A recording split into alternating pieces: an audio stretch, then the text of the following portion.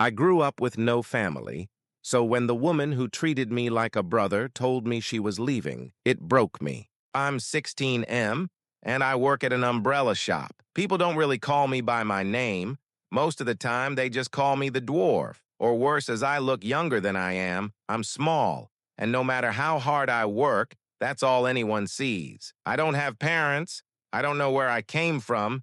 And I don't even have a real story about how I ended up here. Years ago, this old woman who used to run the shop picked me up off the road and gave me a place to sleep. She's dead now, and I stayed because I had nowhere else to go. I work harder than everyone there. I do the job of grown men, and I still get laughed at. At the end of the day, I'm just the kid who oils umbrellas and gets told to stay in his place. The only person who ever treated me like I wasn't a joke was a woman who lives nearby. She's in her early 20s, works as a seamstress, and lives alone. She talks to me like I'm a real person, not like a charity case, not like a problem, just like someone who matters. I started stopping by her place at night, sometimes just to talk, sometimes to sit by the fire, sometimes because I didn't want to be alone with my thoughts. It became normal. I didn't think about what it meant. I just knew that when I was there, the noise in my head quieted down. That night, I went over late like I always do. I knocked on her window and she pretended she was already in bed, which she always does, but she let me in anyway. She was sewing, hair tied back, wearing work clothes, clearly exhausted but still smiling when she saw me. I went straight to the fire,